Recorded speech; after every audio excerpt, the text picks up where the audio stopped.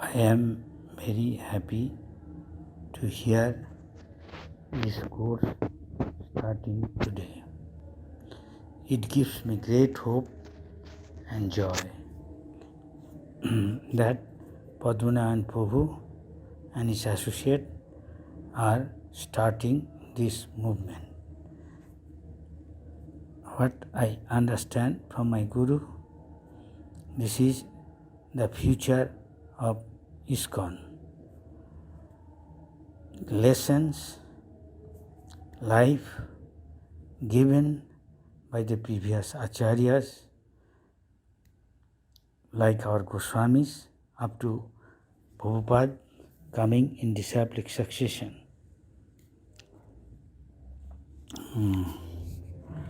According to scripture, Mahajana Jenagata Sapantha. We should simply follow the footprints of the Mahajan, and that will bring us success, a life eternal, full of knowledge and blissful. Back to Godhead, our goal, our mission, Chaitanya Mahaprabhu taught, and our acharyas are teaching us and training us. So, Vishwanath Chakravarti Thakur said, Bhavasatvika buddhi ekeha kurunandana. If we follow in as it is the instruction of our acharyas, rest assured our success is guaranteed. This very life will go back to Godhead, back home. So I feel like congratulating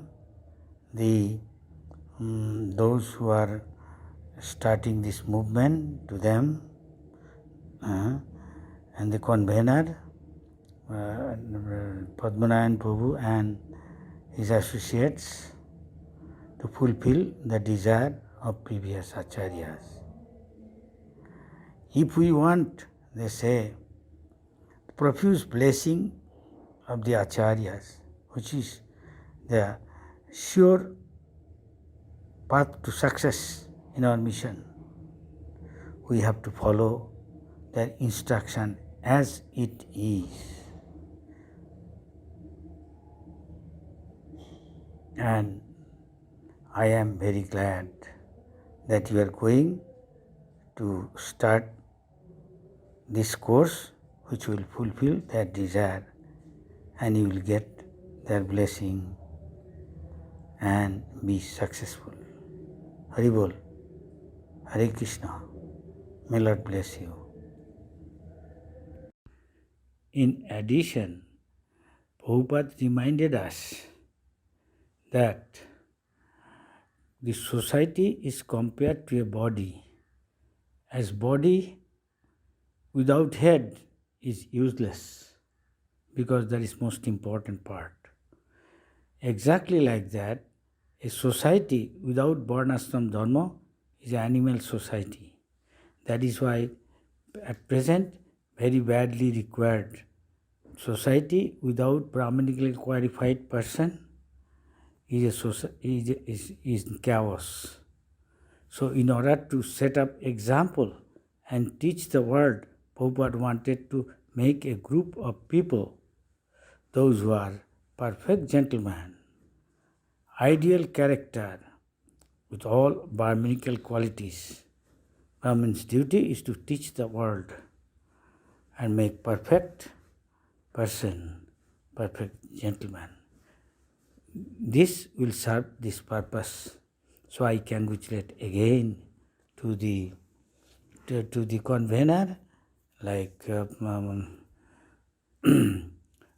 Prabhu and his associates. And I look forward for a bright future of ISKCON, which looks great, provided they are given this opportunity of taking this course. Hari Bol.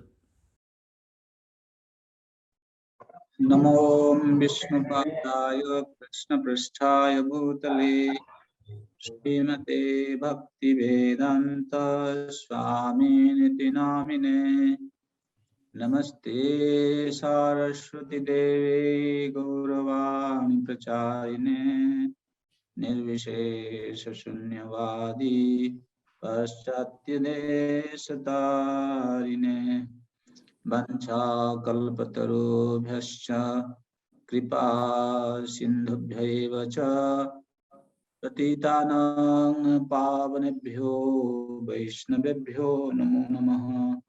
Sri Krishna Caitanya Prabhu Nityananda Shri Advaita Gadadhara Shivasadi Gaura Bhakta Vrinda. Hare Krishna Krishna Krishna Hare Hare Hare Rama Rama Rama Hare Hare.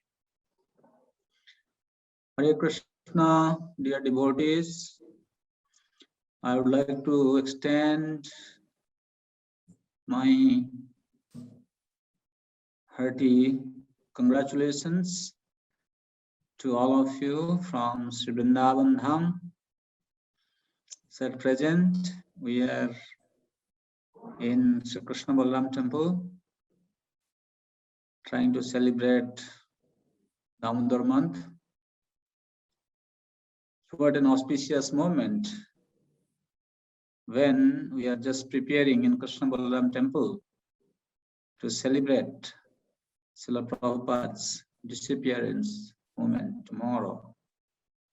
And here it is, we are launching our PARAMPARＡ-VAIBHAVA program, which is to begin with life and teaching of our founder Acharya, His Divine Grace, Sri Bhaktivedanta Swami Prabhupada. Definitely it is highly praiseworthy.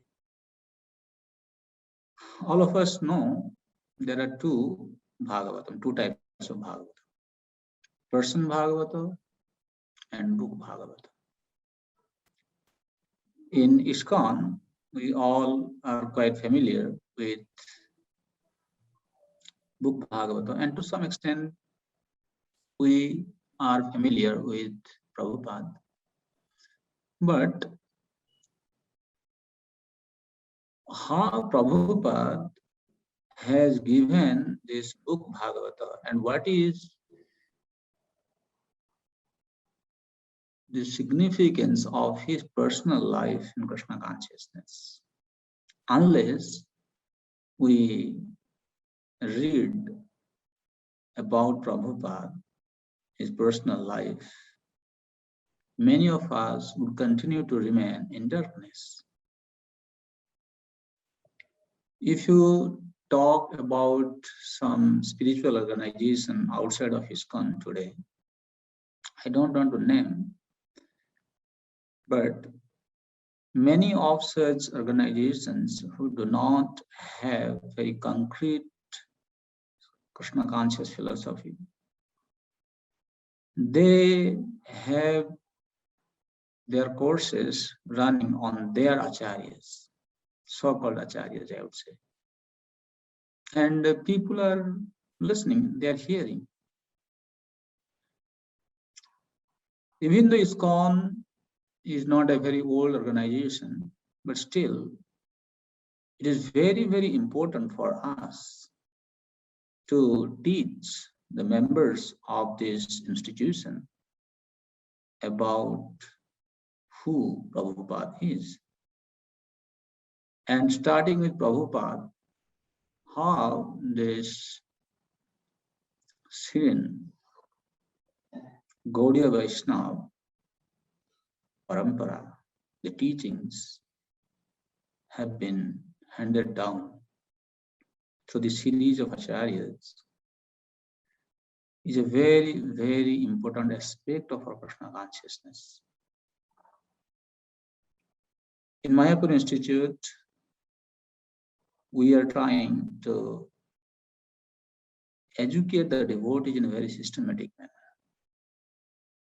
Whether it be the Bhagavad Gita, Srimad Bhagavatam, Caitanya Charitamrita, even up to the point of understanding the life history of our acharyas. Because when we know the acharya's life, then you know Krishna actually. You cannot separate a bona fide acharya from Krishna. Just like today I was reading from Brahma's prayer in 10th canto of Srimad Bhagavatam, where Brahma is saying that while engaging our senses in Krishna service, like we offer obeisances by touching our head to the ground, we glorify the Lord through our words, in our mind we meditate upon Him. This is how we actually come to know Him. Now, before we know Krishna, we should know who has given Krishna to us, right? Krishna se tumar Krishna dite paro, tumar sakati ache, ami to kangal Krishna Krishna bali dhain tabo pache pache. This is the core teaching of our Gaudiya Vaishnava acharyas, that a Vaishnava is one who carries Krishna within his heart, and he has the capacity to deliver Krishna to us. So now we don't know about this great acharya, and how can we expect that he will give Krishna to us? Even to an extent, we can also say that if some people are having misconception about our acharyas, then what is the hope for them to get in contact, to come in contact with Krishna, or to know Krishna, even I would say. So therefore, this Parampara-Vaibhava is going to lay a foundation for our Krishna consciousness, where we're going to build a very high skyscraper, and which will touch Goloka Vrindavan. Goloka Vrindavan is kind of, very far from here. So this is a foundation we are laying today. This is a groundbreaking ceremony. And I request all our students, please stay with us. Today we are starting with Prabhupada. We will then continue. Of course, Bhakti Siddhanta Saraswati also simultaneously, side by side, will go on. Then until our Siddha Goswamis will be teaching all those acharyas' life history and their teachings. And we hope you all can greatly get benefited out of this course. And we look forward to hearing from you if any way you feel we can serve you better.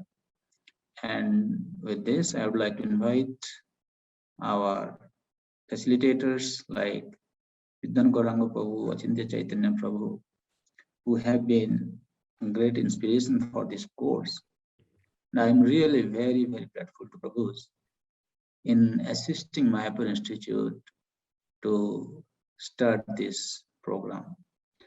Especially one time I was discussing with Acintya Caitanya Prabhu, and he mentioned that Prabhupada is the perfect master, and we need to bring it out to our devotees' knowledge.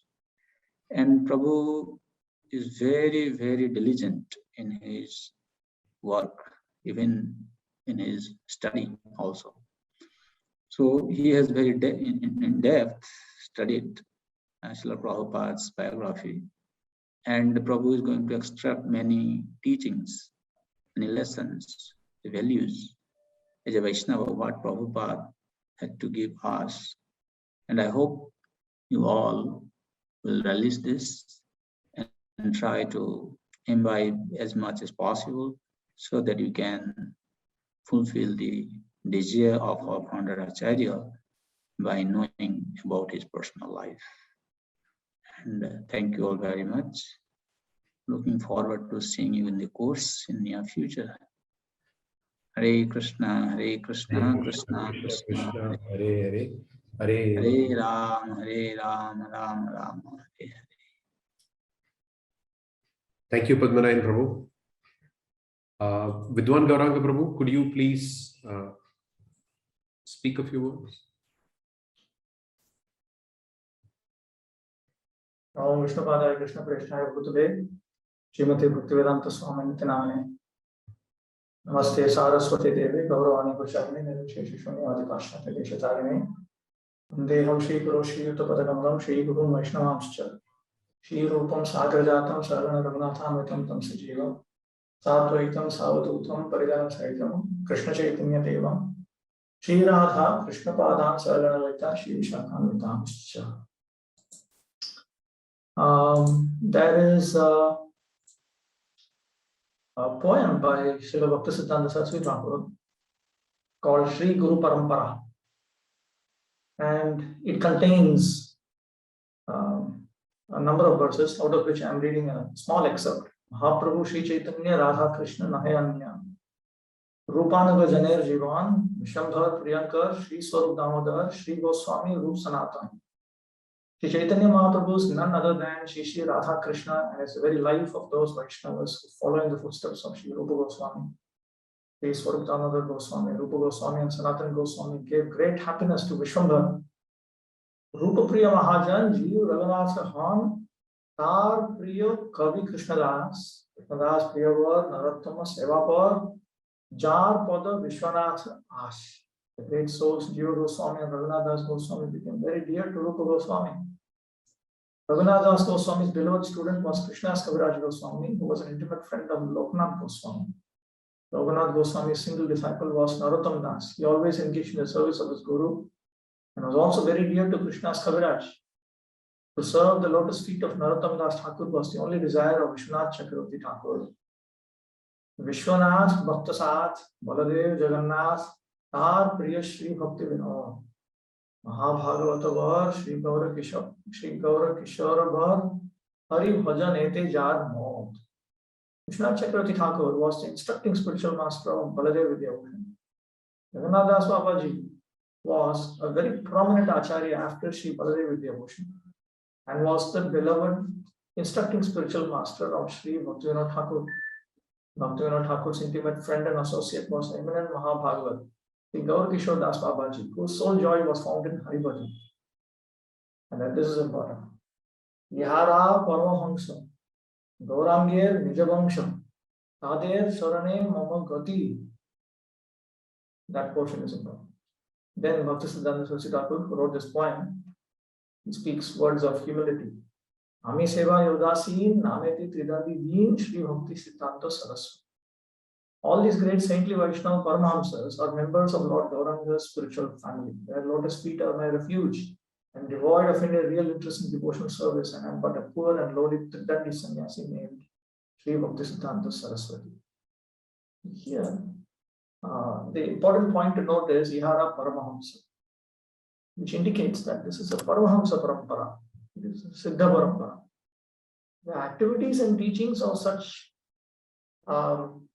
acharyas, like Prabhupada, who was also from the spiritual world, and Nitya-Siddha, like his predecessors in this list. The activities and teachings of personalities like Prabhupada and the predecessors, they are worth studying. You can learn about the philosophy of Shuddha Bhakti. You can learn how to apply Shuddha Bhakti. You can learn how to propagate Shuddha Bhakti from their lives, from their teachings. By Krishna's will, these Paramahamsas, they appeared in varied contexts, at different times. And when we study how they dealt with these different contexts, that will help us deal with similar contexts. We don't have to speculate, try to generate something new. These acharyas have all come from the spiritual world. They are not products of their times. That is a misunderstanding that academic scholars have. They think that these personalities their teachings were all because of this social event, that social phenomenon, and so on. It's not like that. Coming from the spiritual world, the Nitya Siddhas, Uttama Vaishnavas, the Goshtyanandis among them, they are playing the role of Madhyama Vaishnavas. They are not like Kanishta Vaishnavas who have become Madhyama Vaishnavas. They are simply playing the role of a Madhyama Vaishnava. But they have the effect of an Uttama Vaishnava. As a general principle, the later Acharya clarifies the earlier Acharya.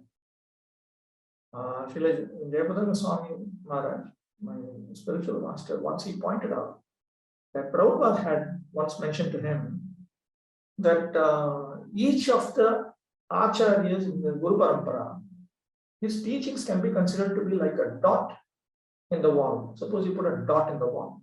You can draw a straight line through it from various angles. You can draw it straight, you can draw it like this, diagonally, this way, that way. So many ways you can draw. But if you have a series of dots placed vertically, you can only draw one straight line through all of them. So even though each dot represents the teachings of a bona fide Acharya, we can still develop so many misconceptions.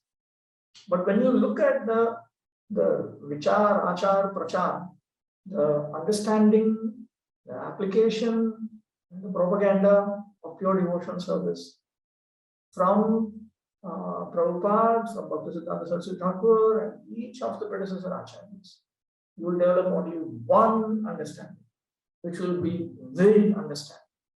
It is exactly what Lord Chaitanya Mahaprabhu wants. We cannot have misconceptions about that. Somehow or other, we have the astonishing fortune of practicing Krishna consciousness.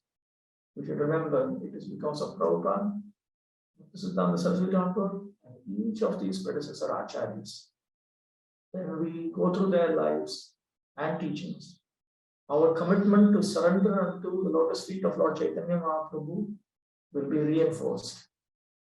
It is a fact that Prabhupada and the predecessor acharyas also have inspired, they continue to inspire, and will continue to inspire the members of ISKCON to become stronger and stronger in their surrender to Hari Guru Vaishnava Seva.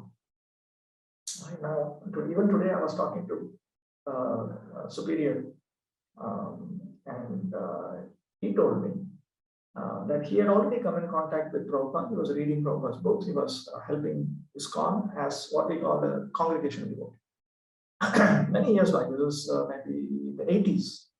And he said one of his friends gave him this book called A Ray of Vishnu.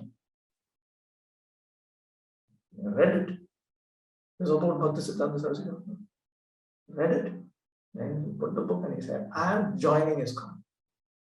I am surrendering unto Prabhupada and his predecessors. I am surrendering to Lord Chaitanya Mahaprabhu. I myself, I decided, after I had read Prabhupada's books, including half of Bhagavatam, and a little bit of Chaitanya Charitamrita and some other books, I came across Brahma Samhita with the explanation of Bhaktisiddhanta Saraswati, printed by BBT. And when I read it, at that time, I myself came to this conclusion. I will definitely take initiation inside ISKCON. And I will progress in this line. Like this, there are so many devotees who have been inspired. So we are very, very hopeful that this course will certainly inspire ISKCON to reinforce its submission to the Parampara Acharyas. About this course, this is Mayapur Institute's latest addition to its advanced Shastric studies program. There is another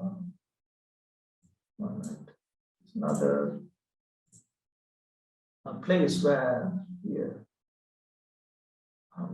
there's one place where Prabhupada talks about his program in Mayapur. He's talking in Honolulu. The Panchatattva deities are being installed March 7, 1972. No, May 7, 1972. He's talking about, and then he's giving the name of this temple, New Navadvip. So I instructed Govindadasi and Gaurasundar to make this Hawaii island as New Navadvip. Navadvip means 9 islands. Here are 5 islands. Similarly, in Bengal, Bengal, there are many rivers. So there were 9. There were 9 islands formerly. All those islands were called Navadvip, 9 islands. And there are very learned scholars, especially resided by Brahmanas. Caitanya Mahaprabhu also appeared in one of the islands, which is called Antardvip or Sridhar Mayapur. We are erecting our center there on a very big scale. We shall be able to go there and read and learn Vaishnava philosophy. Arrangement is being made there. So that is Navadvip. So with this in mind, the Mayapur Institute has decided to move forward to help ISKCON understand solid Vaishnava philosophy as presented by the Gaudiya Vaishnava Acharyas. And within that, to not just study the writings of the Acharyas, to study these very Acharyas themselves is a very important intellectual service that ISKCON can render at the lotus feet of Lord Chaitanya Mahaprabhu. For the Temple of Vedic Planetarium, Prabhupada wanted 3 altars: an altar with Radha Madhava Ashtasakis, an altar with Lord Chaitanya Mahaprabhu, Nityananda Prabhu, Advaita Prabhu, Gadadhar Prabhu, Srivas Prabhu, and an altar of the entire Guru Parampara. Prabhupada has already arrived. Now his predecessors will arrive. So I always think that these courses, which cause us to remember Prabhupada, his predecessor Acharyas, and their teachings, is a fitting tribute to these Acharyas. They would be physically worshipped through Pancharatrika Vidhi there, and through our intelligence and mind, we will worship them here. Through Mayapur Institute or various, the devotee community will have to do this. The books in this particular course are all by Prabhupada's followers, except Teachings of Lord Chaitanya, which is by Prabhupada himself. There is also some deliberation on how to help the students of this study program, in fact, students of advanced Shastric studies, to keep track of which books of Prabhupada they have read, which books they need to read more. We want all the devotees to read all of Prabhupada's books. Study is the next level, but at least reading. Sri Prabhupada Maharaj particularly wanted that some arrangement be made by which the devotees who are coming in contact with Prabhupada's predecessor Acharyas also read through Prabhupada's books. So this is something that we are brainstorming within the Mayapur Institute to find out what kind of arrangement we can have to keep track of the reading of Prabhupada's books by the students. There would be classes on Sundays and on Thursdays. On Sundays, we have this module called Prabhupada the Perfect Master, Srila Prabhupada the Perfect Master, primarily Prabhupada Lilamrita. On some Sundays, we will instead have Prabhupada Nectar, which is also by Satsarup Maharaj, which I will be teaching. And then we will also have Science of Self-Realization at some point. We will present the schedule of classes in the Telegram group that we already created. We have already put out the schedule for Prabhupada Lilamrita classes for up to April, and for Ray of Vishnu also. And one thing that I would request is, we request that the students please read the content that is meant to be covered ahead of time. That is important. The first 90 minutes is for the teacher to teach. The last 30 minutes is for questions and answers. You can ask additional questions in the Telegram group for this. Okay, so with that, I conclude. Welcome to this course. Thank you very much. Untitled Chapter. Patisanam Pavanebhyo Vaishnavebhyo Namo Namaha. Thank you, Vidwan Gauranga Prabhu, for your nice introduction about this course. Okay, so we have one more speaker today, which is His Holiness Jayapataka Maharaj, who will join us for about 10 minutes. in about an hour from now or earlier. Because of his health schedules, so he's not able to be with us at this moment, but he will join us later. So with that, so let's get into this course. Today is the first session. It's about why should we study Prabhupada's life.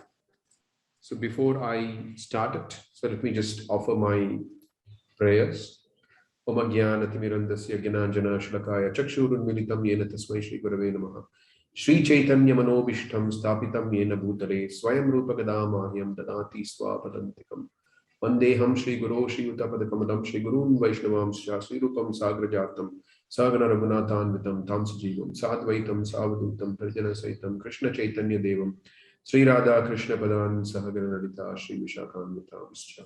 Nama Om Vishnu Padaya Krishna Preshtaya Bhutale Srimate Jayapataka Swaminiti Namine Nama Acharya Padaya Nitai Kripa Padayine Gaura Kata Damadaya Nagara Gramatarine Nama Om Vishnu Padaya Krishna Preshtaya Bhutale Srimate Gopi Paranadanadase Iti Namine Nama Om Vishnu Padaya Krishna Preshtaya Bhutale Srimate Bhaktivedanta Swaminiti Namine Namaste Saraswate Deve Gauravani Pracharine Nirvishesha Shunyavadi Paschatya Deshatarine Vancha Kalpatarubhyascha Kripa Sindhubhya Evacha Patitanam Pavanebhyo Vaishnavebhyo Namo Namaha.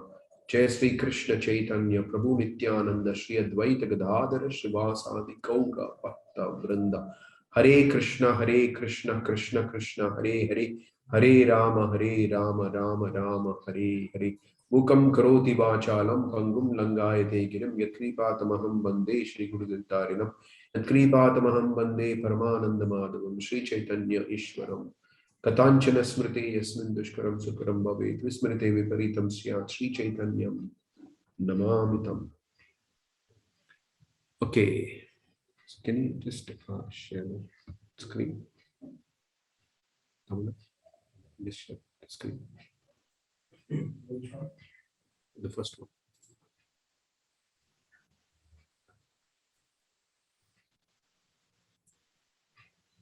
The first, okay, let me try from here. Yes, okay. So this session and the next session, we'll discuss why study Srila Prabhupada's life. There is a very simple and short answer. Can I move to the next page? Scroll. Go here. From here. Shift. You can go to the next page from there. It's here. So it's not shared yet. How to share here? What is you're not able to share from there? You can do it from here.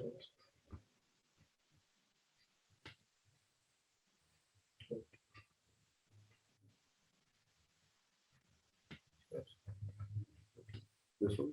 Share. It's share now? No.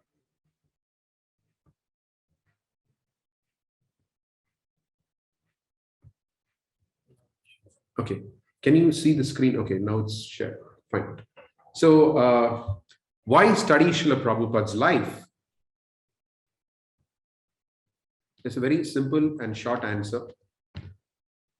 To understand our identity and to act in that identity. So what does this mean? To understand our identity and act in that identity. When I say understand our identity, it means to understand what is our personal relationship with Srila Prabhupada and what does it mean to act in that personal relationship. So to make this clear and to understand it comprehensively, I'm going to share a document. I've not shared this in advance because I don't want to share it in advance. I want to do it in the class, and after we finish the document, then I'll share it on the Telegram group. So let's, this is an article written by Satsarup Maharaj himself. Where is it? All right. Okay. Okay, here. Where is it made? Here. No, no. Not that. There's another document.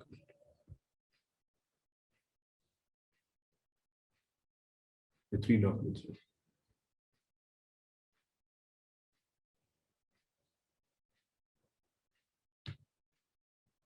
Just give me a minute.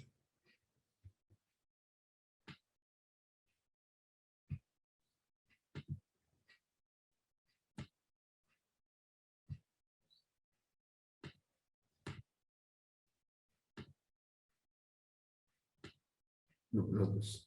Not this. Yes. Is it full screen? I can't see because of this.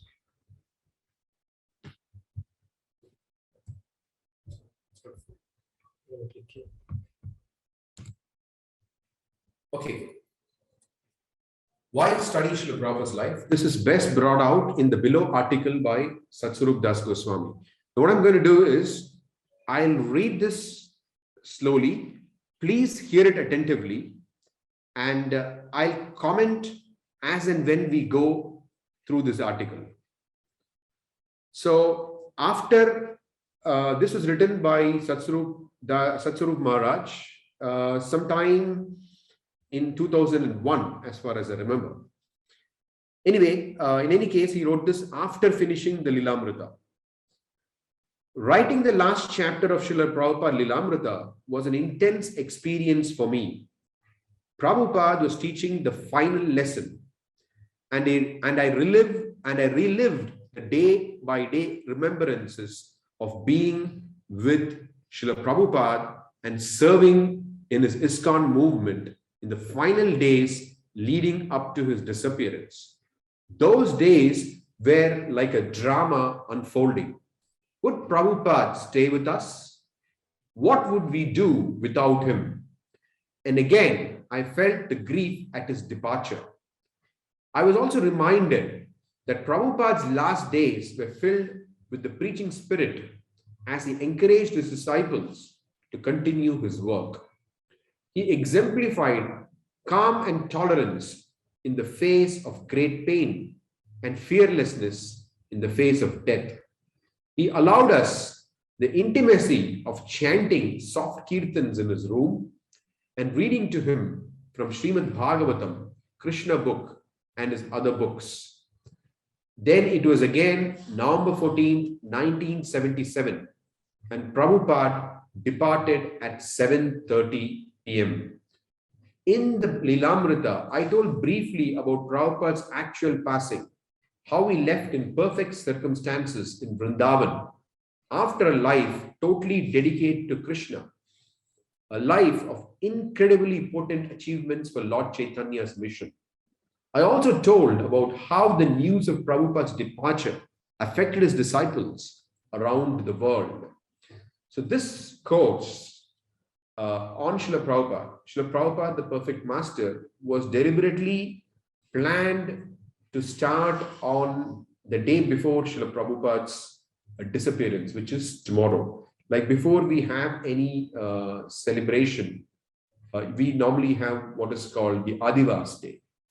Adivas Day is for us to remember to make our minds ready for the coming festival, and also to think about what we could do as a part of the festival, and thereafter to make that festival of permanent significance in our life. So tomorrow being Srila Prabhupada's disappearance day, we're starting this course today. So to prepare our minds, to prepare our consciousness to accept Srila Prabhupada fully and follow his instructions fully. That should be our the way we need to train our consciousness, to accept him fully and to follow his teachings fully. Okay.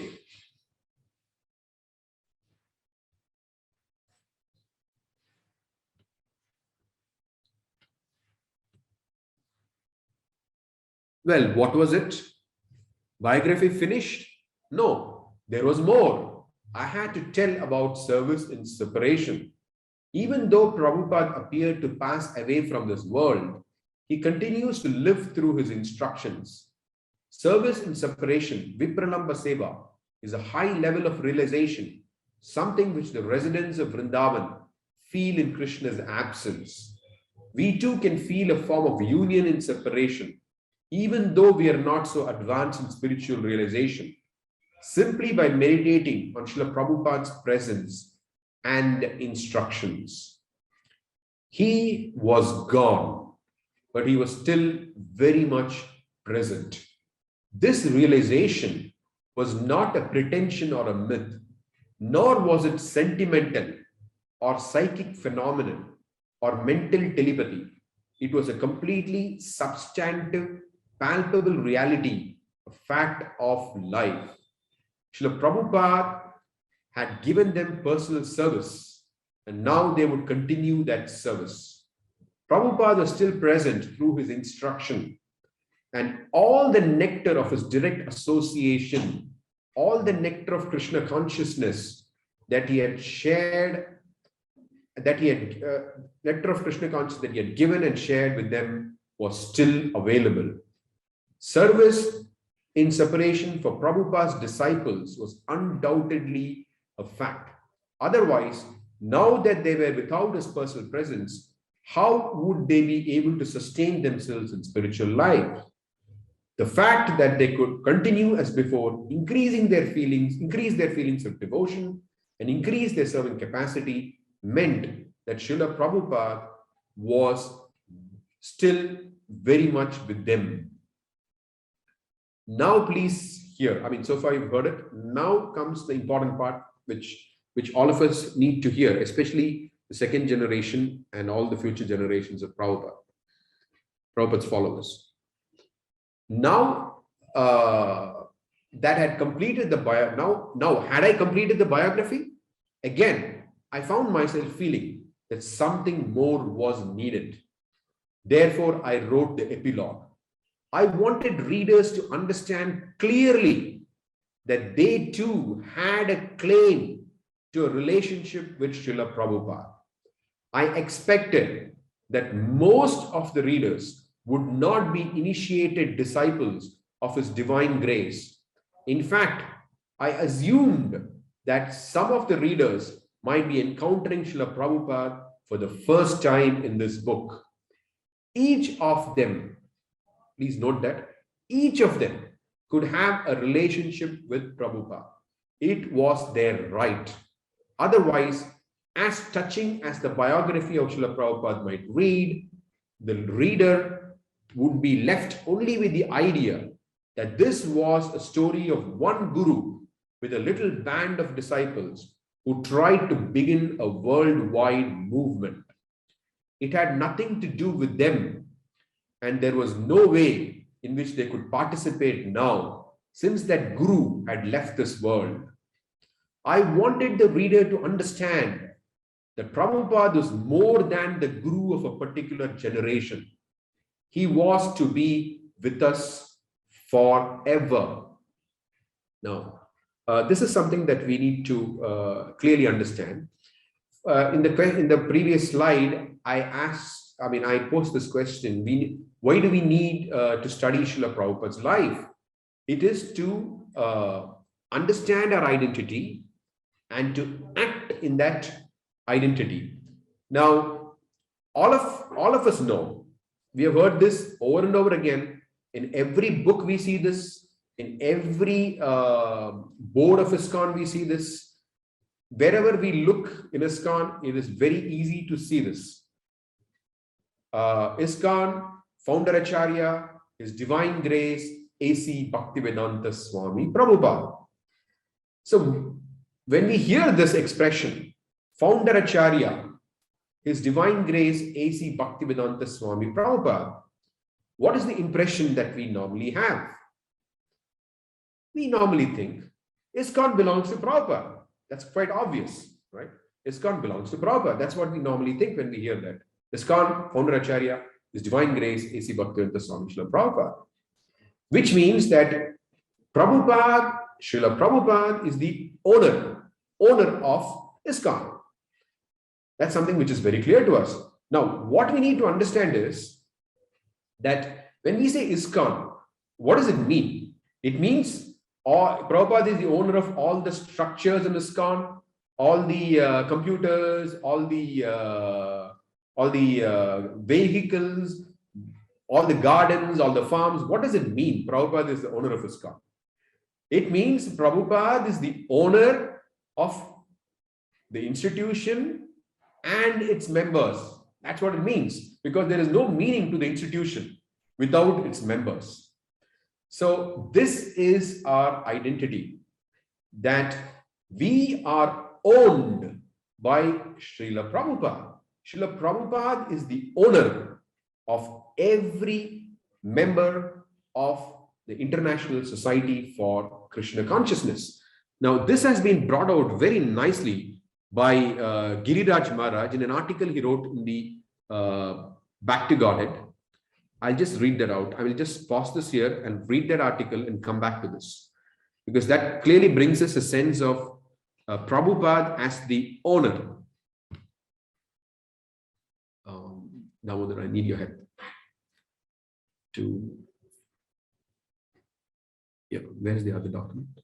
Giriraj Maharaj document.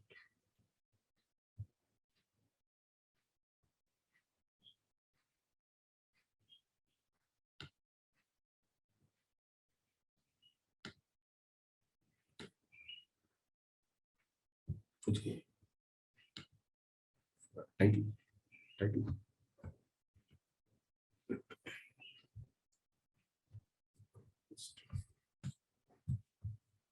Okay, this article is titled "Always Remain Srila Prabhupada's Dog" by Giriraj Swami.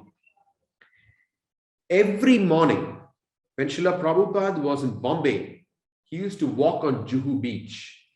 One morning, I had been feeling especially wretched and miserable. Although so many other devotees were present, Srila Prabhupada began to speak as if addressing me personally.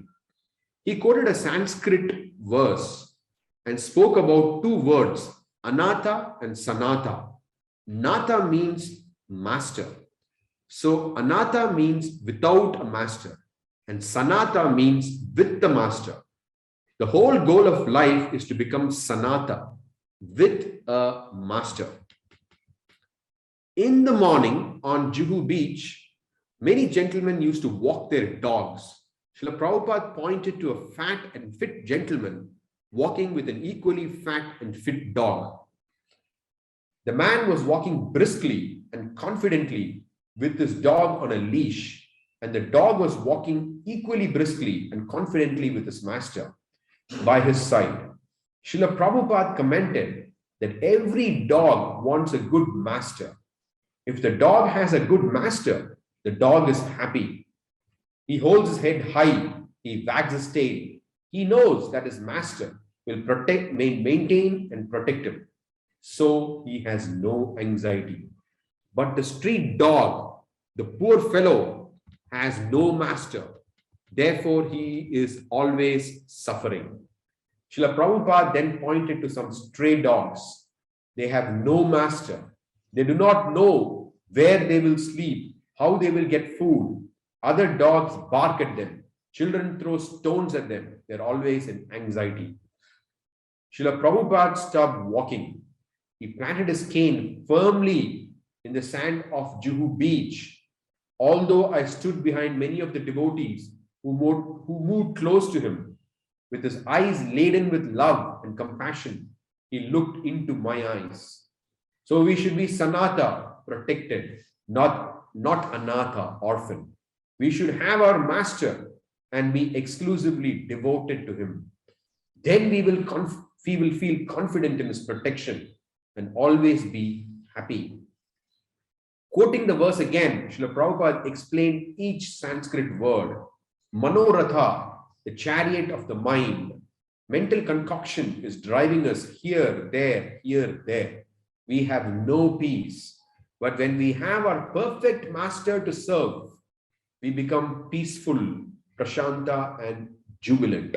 So this is from where I got that expression, perfect master. So, but when we have a perfect master to serve, we become prashanta and jubilant. I have got my master. I have no cares or anxiety. This is the ideal of life, to become sanata jivitam, living with hope. I have got my master who will give me protection.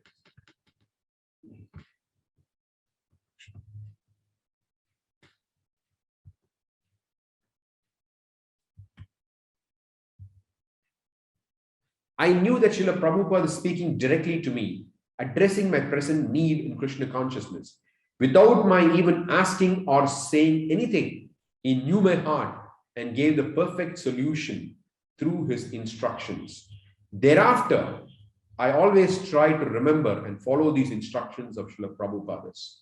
Although I had caught some of the words from the verse and Srila Prabhupada's explanation, I very much wanted to find out the verse, but could not.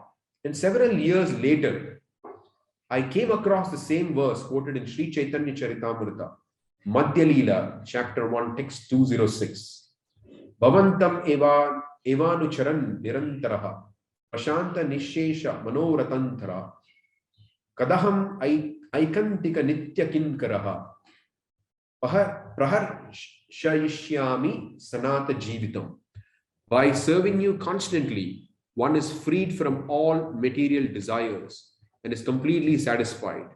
When shall I engage as your permanent eternal servant and always feel joyful to have such a fitting master?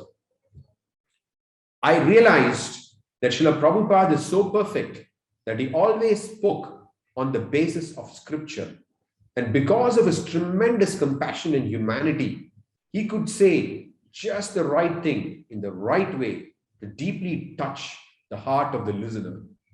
Now, whenever I walk on Juhu Beach and see the different types of dogs, those with masters and those without, I remember Srila Prabhupada's instructions and pray that I will always remain Srila Prabhupada's dog. Okay. Can we go back to that document?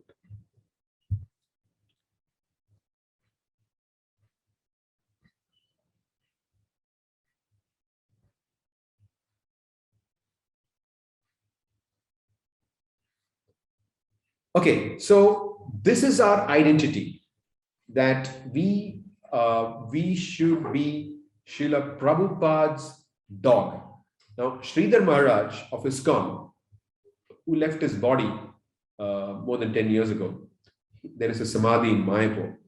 So if you visit ISKCON of Mumbai, you will see there is one, he has his room there, and beside his room, there is a glass framed cabinet, and it's transparent, so you can see his possessions in that. And one possession is a hat that he had, which says Srila Prabhupada's dog. So this is our identity as members of the International Society for Krishna Consciousness. We are all owned by Srila Prabhupada. We have been made Sanata by Srila Prabhupada. He has accepted us. So we are Srila Prabhupada's dogs. So this is our identity. Now, Satsarup Maharaj brings up this point that Prabhupada is not just meant for the disciples of Prabhupada. He was not just the guru of a little band of disciples. Rather, he is with us forever. He is with us forever as the founder Acharya. The very word Prabhupada means he at whose feet all the masters sit. So subsequent to Prabhupada, there are other masters in ISKCON. But all masters sit at Srila Prabhupada's feet. And it is only Prabhupada who owns everything and everyone in ISKCON. So that is something which we need to clearly understand, that being a member of ISKCON means that we are owned by Srila Prabhupada. We are meant to be Srila Prabhupada's dogs. Okay, let me just... I know that by now there may be so many questions that may be coming up in your minds, but this is a long article and several of those questions will be answered as we progress in this article. I'll also deal with this separately in the question and answers, but let's progress for now. In describing how the followers of His Divine Grace A.C. Bhaktivedanta Swami Prabhupada continued to relish the nectar of serving Him in separation, we are not speaking of only a small band of several thousand devotees whom He initiated during His lifetime. Srila Prabhupada was not only an Acharya, but he was the founder Acharya of the Krishna consciousness movement, which is a dynamic spiritual reality.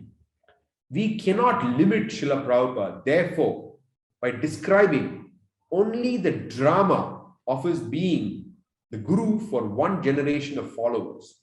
Srila Prabhupada is Jagat Guru, the spiritual master of the entire world.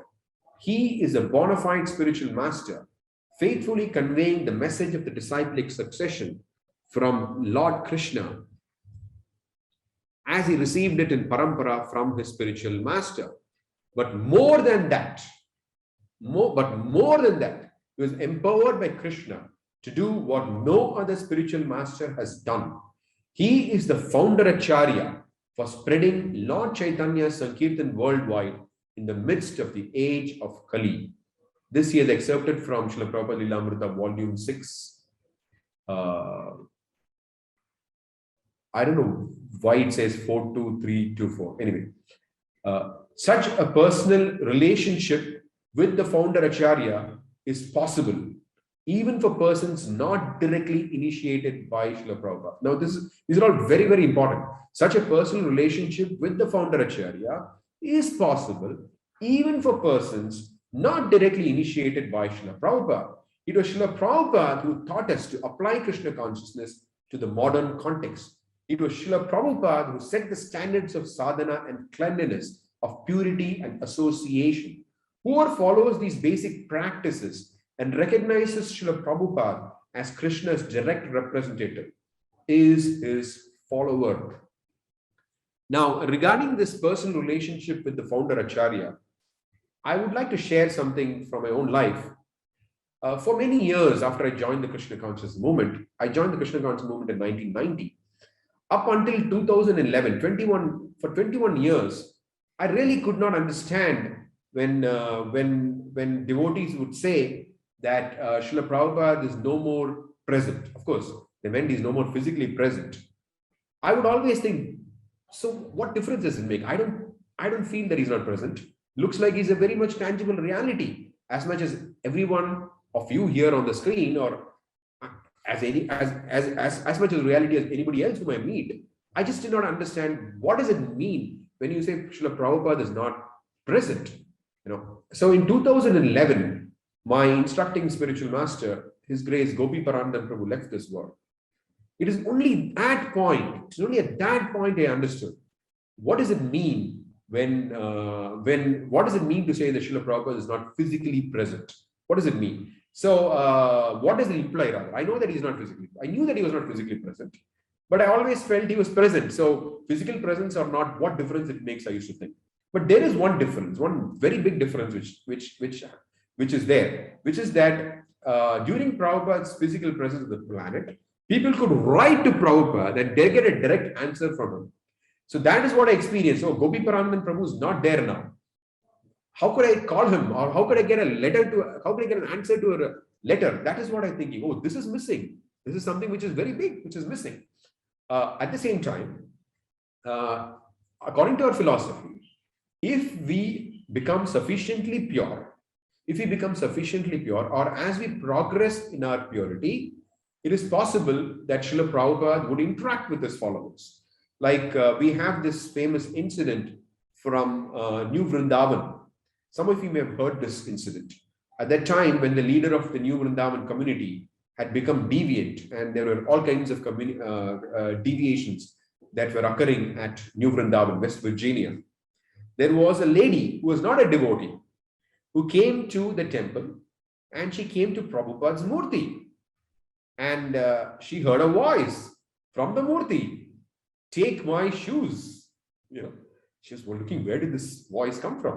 And she couldn't find anywhere who was saying this. But again, she heard this, "Take my shoes." So finally, it was such a earnest request that she just took the shoes and went away with the shoes.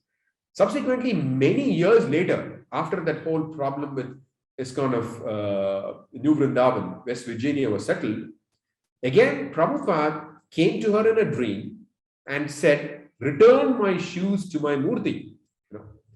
So then she went and gave back that shoe and placed the shoe again back in front of Srila Prabhupada's Murti. How was this possible?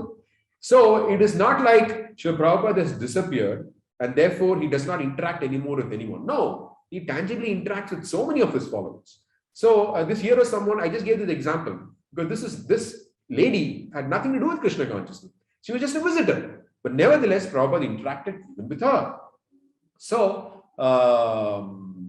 it is necessary for us to understand that it is possible to have a personal relationship with Srila Prabhupada. Now, this is not supposed to be some kind of a sentimental thing. A personal relationship it's not meant to be a sentimental thing. So what do I mean by that? Srila Prabhupada explained very clearly that if you want to really know me, study my books. Study my books, he said. So one thing that I would like to request all of you, that you're taking this course, if you want to really know Prabhupada, do not think that just by attending this course and hearing whatever, you by reading the Lilamrita, by hearing from me and just attending this course, yes, you would know about Prabhupada. No, impossible. Because Prabhupada himself said, if you really want to know me, read my books. And the recommended daily reading of Prabhupada's books is 41 pages. If you want the full benefit of this course, please from tomorrow, if not today, at least from tomorrow, please start reading. Tomorrow is Srila Prabhupada's disappearance day. Please start reading at least 41 pages of Srila Prabhupada's books. Why 41 pages? Because if you read 41 pages of Srila Prabhupada's books, the Bhagavatam, then you will finish the Bhagavatam in 1 year. And also, Keshav Bharati Maharaj, in one Vyasa Puja offering, he made this point then that if you read 41 pages of Srila Prabhupada's books every day, I don't know how he arrived at that figure though, but he writes there in this Vyasa Puja offering to Srila Prabhupada that if we read 41 pages of Srila Prabhupada's books every day, then we become it becomes difficult for Maya to touch us. Becomes difficult for Maya to touch us. So if you want to be always in the Bhakti Rasamrita Sindhu, the ocean of the nectar of devotion, then we need to read Srila Prabhupada's books, at least 41 pages every day. Now, there is one thing that you need to carefully listen now. It is not that by reading by Prabhupada's Lilamrita and studying this course, you can understand Prabhupada. Why did I say that? Because we are supposed to look at his life through his teachings. It cannot be the other way around. It's not that we are supposed to look at his teachings through his life. That can be very confusing. So there can be confusing sometimes, not always. But the recommended method is we have, because Prabhupada himself said it, if you really want to know me, read my books. So the person Bhagavatam is a personification of the book Bhagavatam. So if you really need to know what Srila Prabhupada is, we need to study his books. We need to study his books. And then if you read the Lilamrita, then we can understand how Srila Prabhupada is personifying these teachings. We have to interpret Prabhupada's pastimes based on his books. Not that we are supposed to interpret his books based on his pastimes. There is a big difference. And because we may minimize things written in his books if we just try to look at Prabhupada's books through Prabhupada. Rather, we're supposed to look at Prabhupada through his books. So first comes books. By reading Prabhupada's books, we understand Srila Prabhupada in action, because he's the person Bhagavata. So both are important. The book Bhagavata is important. Person Bhagavata is also important. Okay, so let's go ahead. In the epilogue, I also pointed out that people could serve Krishna through their fields of endeavor. Artists, philosophers, businessmen, and laborers could all become devotees. Srila Prabhupada placed few restrictions on his followers as to how they could serve. After all, he wanted Krishna consciousness to pervade the entire society, and he felt that the Krishna conscious philosophy had jurisdiction over all subjects of learning and action. Why shouldn't anyone, anywhere in the world, feel that if he took up Prabhupada's instructions, he could become Srila Prabhupada's follower?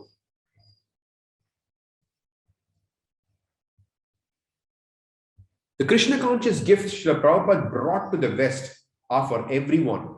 Srila Prabhupada left us with a dynamic legacy in his books, through his devotees, in the development of his communities, and his teachings of how to expertly apply Krishna consciousness of his communities, of how to expertly apply Krishna consciousness, I think it should be in his communities, and in his teachings of how to expertly apply Krishna consciousness in every situation. If we simply use our intelligence to claim our relationship with Prabhupada by practicing Krishna consciousness in the mood in which he taught it, we will inherit the most wonderful relationship with Krishna's pure devotee, Srila Prabhupada. Now, these last lines I'll read again. If we simply use our intelligence to claim our relationship with Prabhupada by practicing Krishna consciousness in the mood in which he taught it, we will inherit the most wonderful relationship with Krishna's pure devotee, Srila Prabhupada. That was the purpose of the Srila Prabhupada Lilamrita. And if anyone reads it and opens himself to the possibility of a deep relationship with Srila Prabhupada, he will not only become a Prabhupadanuga, but he will taste the sweetness of Prabhupada's association. This is true not only of persons who joined ISKCON during Srila Prabhupada's physical presence, but for those who joined after 1977.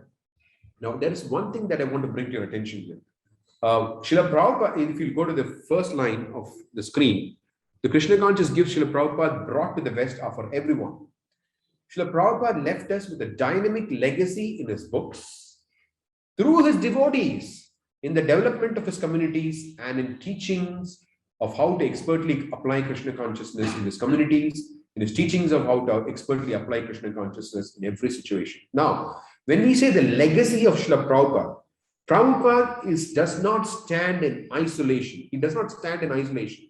He left us his books, but he left us his devotees who practice Krishna consciousness as enunciated in his books.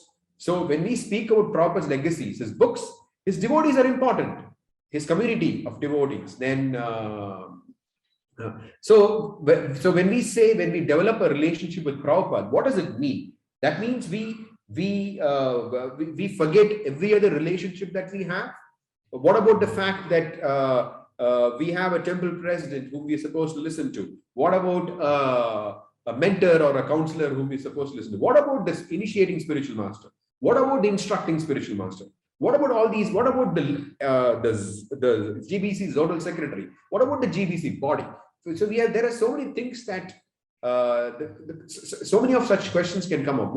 When we say we have to develop a personal relationship with Prabhupada, what does it mean? What about these all other relationships? How do they all fit together? What is the comprehensive picture? The answer is fairly simple.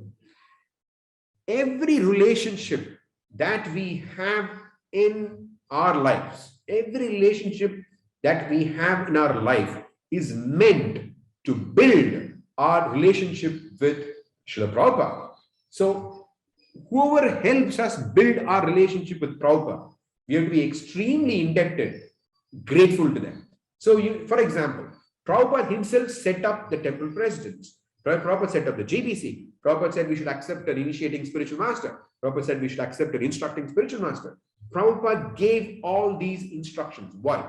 Why did he do that? Because that is his plan for making us attain law of Godhead and taking us back to Godhead. This is all these elements are part of his plan. So we have to consider all these elements important. These are all very, very important elements of his plan. And we cannot neglect that element. Oh, we have a relationship with Prabhupada, so nothing else matters. What is that? I mean, that's some kind of a speculation. So, yes, we are Prabhupada's dogs. That's a fact. We are Prabhupada's dogs. But who engages us in Prabhupada's mission? That's very important. Even during Srila Prabhupada's physical presence, Prabhupada did not directly engage everyone in this mission. He engaged a few of them for sure, his GBCs and a few of them. But the vast majority of devotees that were engaged in Prabhupada's mission were not done by Prabhupada personally. It was done by the temple presidents and the GBCs, the sannyasis and the others, household leaders and others. So this is part of Prabhupada's plan. That means if we want to serve Srila Prabhupada's mission, we need to accept the plan that Srila Prabhupada gave us. That is part of the relationship of accepting Prabhupada. That if we want to really accept Prabhupada, it is important that we follow the system that he set up. And the system that he set up was the engagement in his mission is not something which Prabhupada directly gives. He may give to a few people. Those are rare exceptions. But generally, the system that he set up is something that we need to very ardently follow. So with the basic underlying principle that every relationship, whether we have a relationship with the temple president who's engaging us, or a mentor or counselor is engaging us, initiating spiritual master is engaging us, instructing spiritual master is engaging, every relationship, we have to feel very grateful for that relationship. And when you say relationship, it's very important that we are supposed to, let's say the temple president is engaging us in some service. Okay, we're supposed to do that service in a very efficient manner, such that the temple president becomes pleased. Similarly, if you're under some mentor, you're supposed to do the service in such a manner the mentor becomes pleased. If the guru is engaging us in the service, we're supposed to please the guru. It's very important. We are supposed to do the service such that the guru gets pleased, whether it's instructing spiritual master, initiating, instructing. So every relationship is important. It cannot be minimized. Just because we have a personal relationship with Prabhupada, oh, he's the most important person, everything else is not important. That's a very mundane way of looking at things. When we say Prabhupada, we have to see the sum total of what he has given us. He has given us books, he has given us his followers, he has given us a whole system. But the underlying principle we should never forget is that every relationship, we have to feel grateful for grateful and indebted to every relationship that we have. But all those relationships are meant to build our relationship with Prabhupada. So this is the test.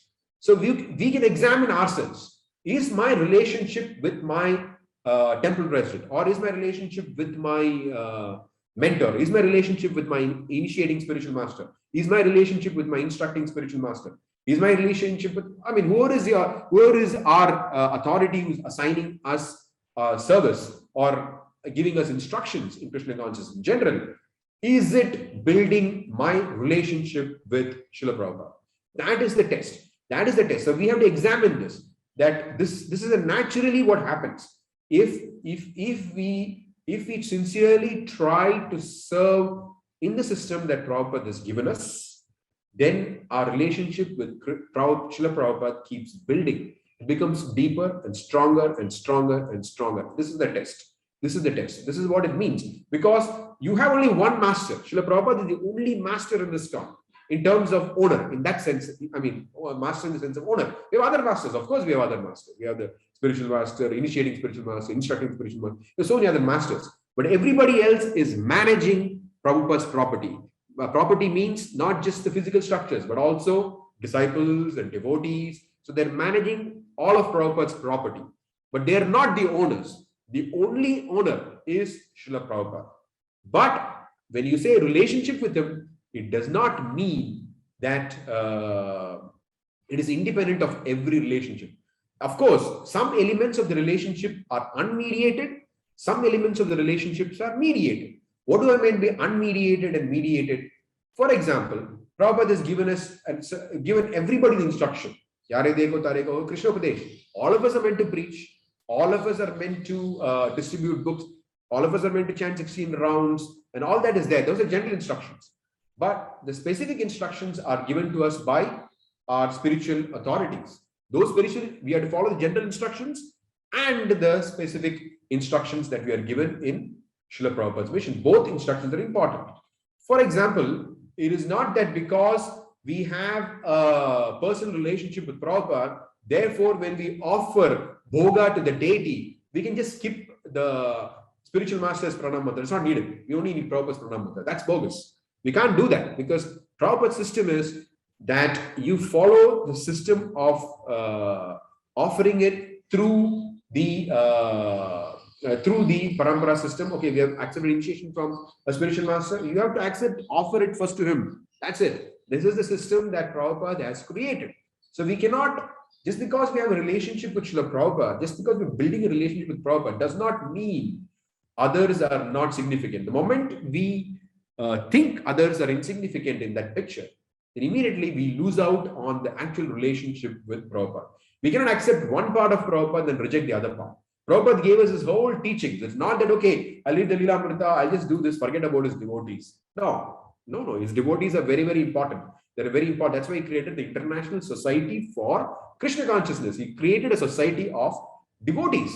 So it is important for us to maintain relationships as per what Srila Prabhupada has prescribed. But with the underlying understanding, this is very, very important, with the underlying understanding that every relationship that we have in Krishna consciousness is meant to build our relationship with Srila Prabhupada. Otherwise, something is wrong. Srila Bhakti Charu Maharaj was someone who constantly spoke about this, that everyone in ISKCON is owned by Srila Prabhupada. He used to say, not only are the hard assets, but also these soft assets are owned by Srila Prabhupada. And he himself set a brilliant example in his own life. So there was one girl, I think she's part of this class today. Anyway, I don't know. I didn't see through the participants, but she's now grown up young woman. So she said that when she was young, she was born to a family of devotees. So she said when she was young, as a small girl, maybe in primary school, she would attend some children's classes, Krishna conscious children's classes. One such class, Bhakti Charu Maharaj came and addressed that class. So at the end of the class, a student asked, a girl asked this question to Bhakti Charu Maharaj. He said, a girl asked this question. She asked Maharaj, what happens if I develop more love for you than my love for Prabhupada? And immediately Bhakti Charu Maharaj responded by saying, that means I have not done my duty properly. Everybody is meant to develop their love for Srila Prabhupada. We cannot have a situation. He did not recognize this thing, that our love for anyone can be greater than our love for Srila Prabhupada. That was his point. That means I failed as a spiritual master, as a teacher, of course, out of humility he said that. But he, in his life, he actually exemplified it. He would always reference Prabhupada and he would encourage devotees to develop a relationship with Srila Prabhupada. So he considered himself a via medium, that my business is to ensure that my disciples and whoever comes in touch with me build a relationship with Srila Prabhupada. So this is what it means to be a follower of Prabhupada. When we associate with devotees, we have to see, is this building our relationship with Prabhupada? And when we give association to our juniors, we are supposed to bring in this effect, that by our association, they should be able to build their relationship with Srila Prabhupada. So this is the sum and substance of saying that Prabhupada is that we need to become Prabhupada's dog. Okay, so let's proceed. Srila Prabhupada's mission. A Prabhupada Nuga has exclusive devotion to Prabhupada. He doesn't like to hear that Prabhupada is just one of many gurus teaching Gaudiya Vaishnavism, and that there is little distinction between Prabhupada and any other Gaudiya teacher. A Prabhupada Nuga recognizes Srila Prabhupada's special place among gurus of Gaudiya Vaishnavism. What is that special place? To understand that, we have to understand some of the history of the Gaudiya Vaishnava mission. Lord Caitanya predicted, in every town and village, my name will be sung. For generations following the prophecy, Gaudiya Vaishnavas wondered what it could have meant. How could such a thing be achieved all over the world? Did Lord Caitanya refer only to every town and village in India? Well, in fact, even among the followers of Srila Bhaktisiddhanta Saraswati Thakur, this was the general understanding. It didn't really mean the whole world. Immediately after Lord Chaitanya's departure, many brilliant acharyas appeared. Narottam Das Thakur, Shyamananda Prabhu, Srinivas Acharya, and Vishwanath Chakravarti Thakur all appeared contemporaneously or in quick succession. Each of those acharyas propagated Lord Chaitanya's mission in Gauda. Then, after their disappearance, the Gaudiya mission became disturbed. There was a sudden proliferation of Prakrita Sahajya and other bogus sects, so many in fact, that the average Bengali began to identify Gaudiya Vaishnavism with a sex cult. Some generations later, Srila Bhaktivinoda Thakur appeared and pioneered the re-establishment of the purity and solidity of Lord Chaitanya's teachings, bringing the movement again to people's attention as the deep religious tradition that it is. He was assisted in his mission by his son, Srila Bhaktisiddhanta Saraswati Thakura, whose attacks on Mayavada philosophy and the growing secularism of India were powerful and effective. Bhaktivinoda Thakur and his son were not only interested in defeating Mayavadis and other unbonafide religious expressions, however, rather the main thrust of their movement was to teach the Yuga Dharma, the chanting of the holy name of Krishna. It is in this tradition that Srila Prabhupada appeared and with this mission. Now, as I'm reading this, it just occurred to me. While I read this, it did not occur to me to. Next class, I'll bring up the reference. Now, if you look at the Caitanya Charitamrita, Prabhupada in a purport defines the members of the Krishna conscious movement. He defines them very clearly, he says. So he says that we are called the Saraswatas. Now, even among the Gaudiya Vaishnavas, there can be some differences in understanding of how to practice and preach Lord Chaitanya Mahaprabhu's teachings.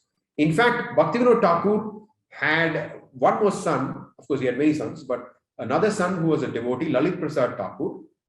Lalit Prasad Thakur and Bhaktisiddhanta Saraswati Thakur were opposed in how they preached the teachings of Lord Chaitanya Mahaprabhu. Of course, we would not want to get into that difference right now. So the point is that we follow Krishna consciousness as given to us by Rupa Goswami. That's a fact. We are all called Rupanugas. Specifically, how to follow Rupa Goswami's teachings is given to us by Srila Bhaktisiddhanta Saraswati Thakur, which has been presented to us by Srila Prabhupada. Therefore, Prabhupada writes in the Chaitanya Charitamrita that we are called Saraswatas. Saraswatas. Saraswatas means the followers of Srila Bhaktisiddhanta Saraswati. And he says, the members of the Krishna conscious movement are called Saraswatas. And they have twofold purposes. One is to spread the Yuga Dharma, the chanting of the holy names. And the other, he gives a simultaneous two-pronged definition. The other is to defeat the Mayavadis and all the opposing philosophies. So this is something which is if to be a follower of Prabhupada means, to be a Saraswata means, these two things we have to do. No exception. We cannot think, okay, if I just preach the Yuga Dharma, that's good enough. No. Prabhupada wrote all his books. Bhaktisiddhanta Thakur did so much work to defeat Mayavada and the opposing philosophies. So we are supposed to be well read in his books so that we not only preach the Yuga Dharma, but we are also supposed to defeat opposing philosophies. We are not supposed to become friends with the opposing parties, somehow attract them to Krishna consciousness. This is not the teaching of Srila Prabhupada or Srila Bhaktisiddhanta Saraswati Thakur. We are supposed to defeat them. How to defeat them is a different question. Like Chaitanya Mahaprabhu, he defeated Prakashananda Saraswati uncompromisingly but with humility. That we can adopt. But to forgo that means we have no more Saraswatis. If we forgo that definition, we are meant to oppose, we are meant to defeat. How we oppose and how we defeat, we can do with humility, fine. But we are not supposed to be doing the other thing. Instead of trying to oppose and defeat, if we try to let's become friends with them. Friends with the Mayavadis. Let's become friends with the secularists. Let them get some taste for Krishna consciousness. All this is called rational theology. Rational theology means we use our rational intelligence to spread the Krishna consciousness movement. But in contrast to rational theology, there's something called revelational theology. What has been revealed by Srila Prabhupada and Bhaktisiddhanta Saraswati Thakur, we're supposed to do that. This is what they've told us. This is the definition, the very definition of a Saraswata is they're supposed to preach the Yuga Dharma and oppose defeat all teachings that are opposed to the conclusion of pure devotional service. We're supposed to do that. And as I said, we can do it in a humble manner, but we're supposed to defeat, we're supposed to oppose. We're not supposed to mince words, we're not supposed to compromise. Srila Prabhupada came to make an obscure truth clear.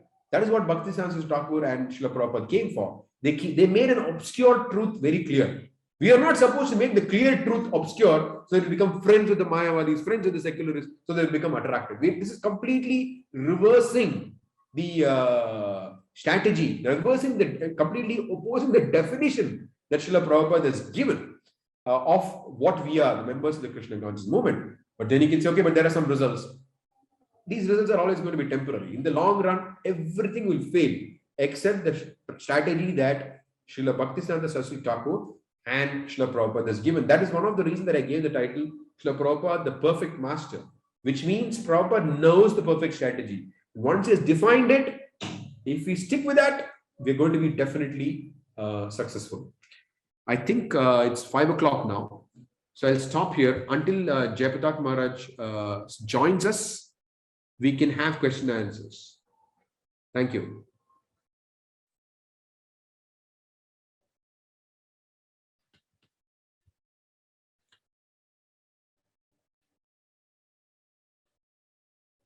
How do you unmute the participants so that they can raise their hands? Okay, so you can raise your hands if you have a question, and then we'll take questions. Can you stop the screen sharing? I'll stop it.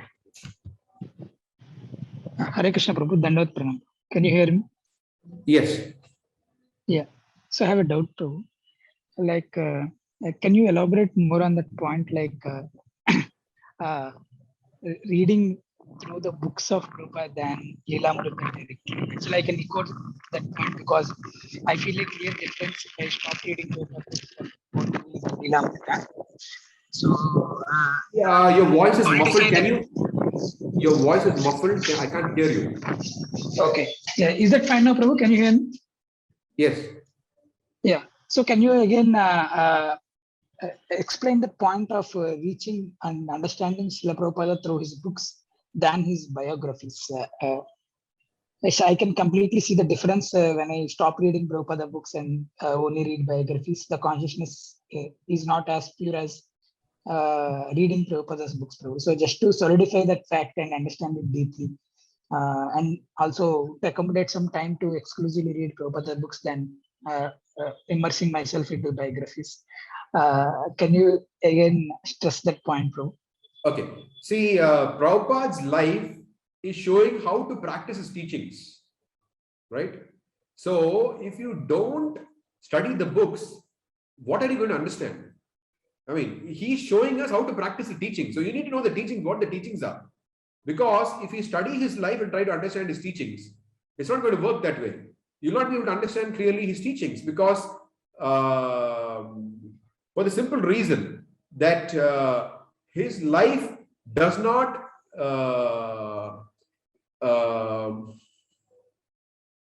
what do I say? There may be context. For example, there's a conversation. Take for example, a conversation with Srila Prabhupada. There's a particular context to the conversation. But whereas, I mean, we may not be able to sometimes understand the context. Take, for example, letters. There may be a particular context to the letters. how will you understand the exact context unless we study Prabhupada's books? For example, if you study his books, then the context of the conversation becomes very clear. Okay, this is what it is. I've read this, and you can correlate what Prabhupada is doing to what you have studied. Otherwise, you cannot correlate. You just take that itself in isolation. That is the problem. You take what Prabhupada is doing in talking in a conversation or in a letter, you take it in isolation. You don't take it within the context of his broad teachings. So you don't have an idea where it fits in. That's the whole problem. And so you'll create your own, you'll create your own fit in the mind. You don't know where exactly it fits in the teachings. So then you start fitting it with your own mind. Like that, you'll create so many different things which fit into your own mind. So you'll have your own mental concoction of the philosophy. Is that okay?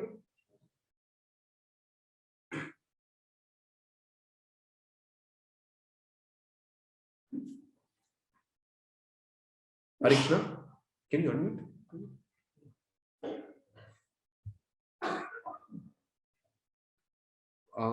Is everybody muted or what? Can you just unmute everyone so that they can, or whatever?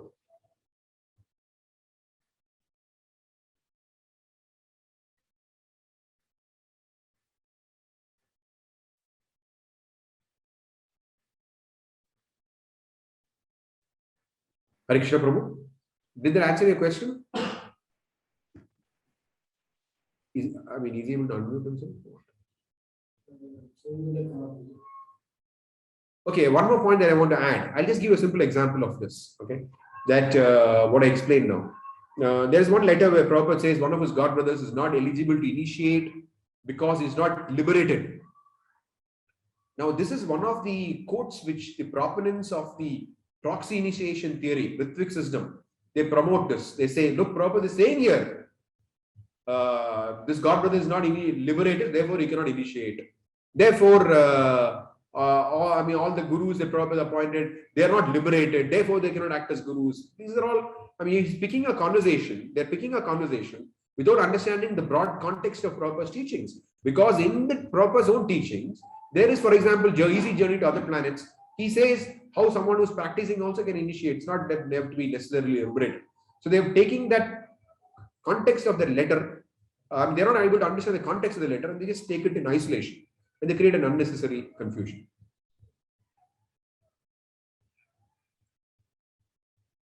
Okay, who was the one who asked the question first? Can you confirm if it's okay, or you need some clarification?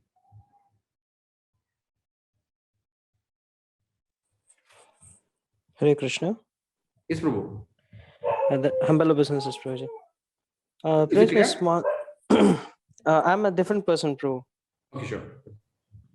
Okay, I have a question. Like, it's regarding to the last part of this session, where sometimes we have mincing the words, so that some people may feel good. Now, my question is that for preaching purpose, sometimes we scale down the things.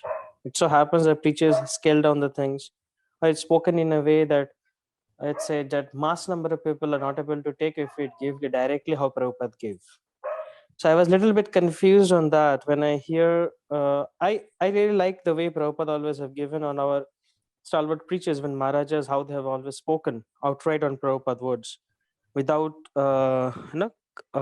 not minimizing them, watering them down, how His Holiness Bhaktividyapur Maharaj speaks.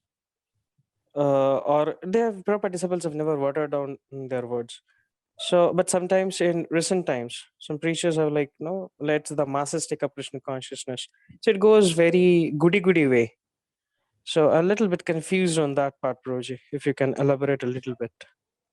The point is, we can be polite, we can be nice, but you don't find a single instance where either Srila Prabhupada or Srila Bhaktisiddhanta Saraswati Thakur spoke anything other than direct Krishna consciousness. For example, you find that Bhaktisiddhanta Saraswati Thakur would consider an article worthy for publication by seeing how many times the word Krishna is uttered in that article.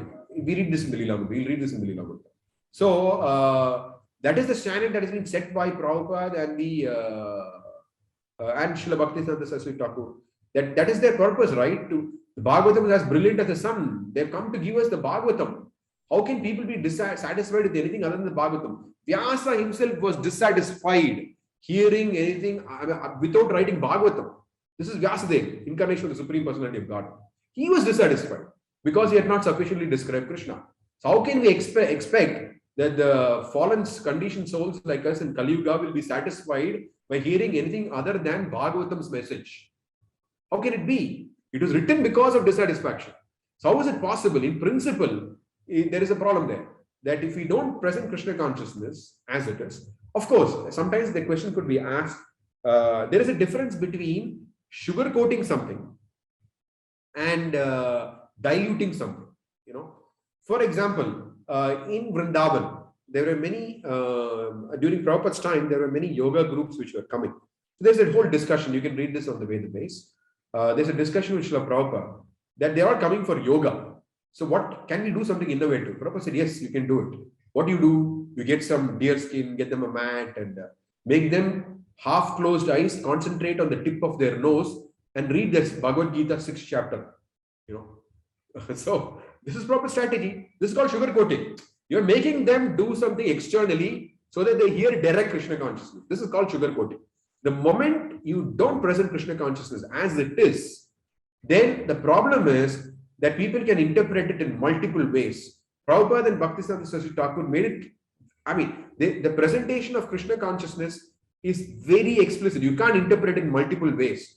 Any line you read, any paragraph you read, the conclusion is clear. It's pure devotional service. That's it. There's nothing else that they've done. I mean, so, whereas if we don't present it properly, then the danger is that people can take, okay, we can do sense gratification at the same time we can be Krishna conscious. Just give me a second. I just need to drink some water.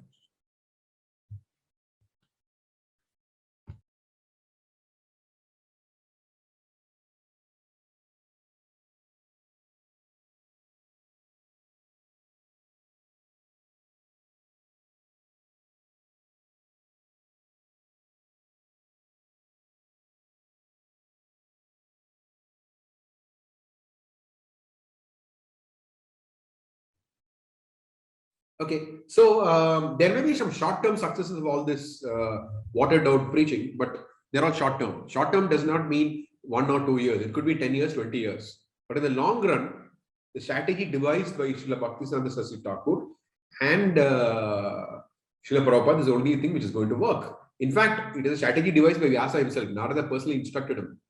Describe directly the pastimes of Krishna. Only that is going to satisfy. Is that okay?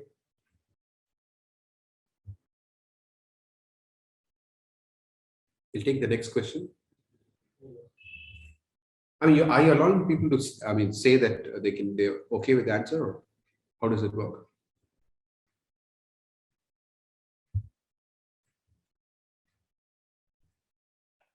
Hare Krishna.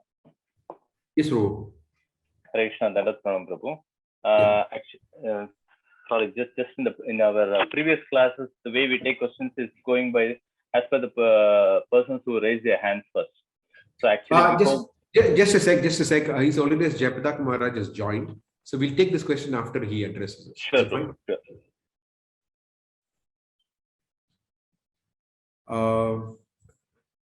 Who is with Guru Maharaj? Is it Srivatsa Shyamchandra Prabhu? Is Guru Maharaj ready to speak? Or should we take this question and then he'll speak? Can you make Guru Maharaj a pause? Jayapataka Swami. Prabhu, are you able to hear us? Yes, we're able to hear you. Yeah, Guru Maharaj is here. Okay.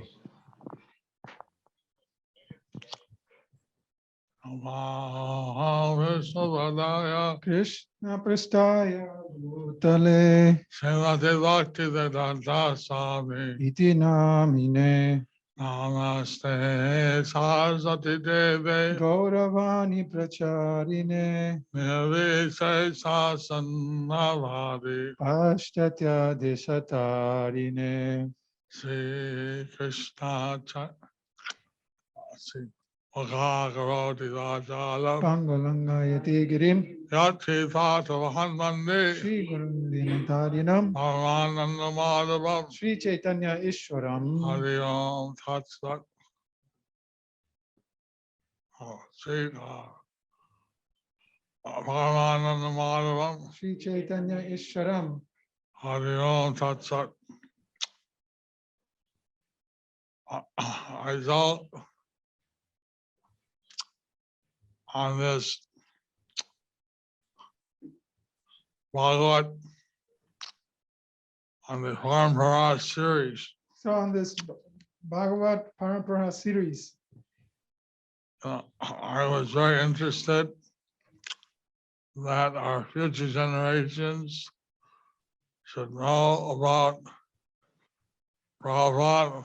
I was very interested that our future generations should know about Prabhupada. And be part of their curriculum. And be part of their curriculum. And the MI has included in the PARAMPARA-VAIBHAVA. And the MI has included in the PARAMPARA-VAIBHAVA. The previous acharyas as well. The previous acharyas as well. Prabhupada said that on the disappearance day of the spiritual master, Prabhupada said on the disappearance day of the spiritual master, we can also discuss the previous acharyas. We can also discuss the previous acharyas. So tomorrow is still Prabhupada's disappearance day. So tomorrow is Srila Prabhupada's disappearance day. It's auspicious to discuss the previous acharyas. So it's auspicious to discuss the previous acharyas. Prabhupada had given us a condensation of the previous acharyas in the modern environment. Prabhupada had given us a condensation of the previous acharyas in the modern environment. He wanted to see that the timeless principles of Sanatana Dharma. He wanted to see that the timeless principles of Sanatana Dharma were applied in the modern world. Were applied in the modern world. And although he was born in the 1800s. Although he was born in the 1800s. He in 1896. 1896. He was witness to various aspects, and he also traveled around the world. He had witnessed various aspects, and he also traveled around the world. 14 times. 14 times. And therefore, he knew the situation in the world. Therefore, he knew the situation in the world. He's the first acharya who has, in our parampara, who has gone around the world so many times. He is the first acharya in our Guru Parampara who has gone around the world so many times. And we're very grateful for the Mayapur Institute. So we're very grateful for the Mayapur Institute for having instituted this program. For having instituted this program. And I have another meeting of the Temple of Vedic Planetarium Museum section. I have another meeting with the Temple of the Vedic Planetarium Museum section right now. So I'm very lucky just to address you all. Give my best wishes. I'm very grateful to address you all and wish you my best wishes. Hare Krishna. Hare Krishna. Thank you very much. Thank you very much. And may this Parampara-VAIBHAVA program be a success. And may this Parampara program be a success. Parampara-VAIBHAVA program be a success. I'm glad that esteemed personalities. I'm glad that different esteemed personalities, men and women, are on this roll call. And therefore I'm very happy. And many people have shown a great interest. And I think that they didn't ask me, but if people voluntarily, they've done this program free in the Vedic tradition. People didn't ask me, but I think that, well, they've done this program free in Vedic tradition. But in the tradition, I think we should all get some dakshina if we feel that we learned something. I think that people should give some dakshina if we feel that. If they feel they gain anything. If they feel to gain anything. So that way, then maybe we can change the whole culture of the Mayapur Institute. That way we can change the whole culture of the Mayapur Institute. Anyway, thank you very much for your studying, the teaching, the life of our previous acharyas. Thank you very much for studying the teachings, the life of the previous acharyas. Especially his sons, under Acharya, His Divine Grace, of Lord John Bhaktivedanta Swami. Especially the ISKCON founder Acharya, His Divine Grace, Abhay Charanada Binda, Bhaktivedanta Swami Srila Prabhupada. Hare Krishna. Thank you, Guru Maharaj, for taking out your time amidst the meeting and coming to address us. We feel very grateful and fortunate to have you in our midst. Thank you. So they start from us discussing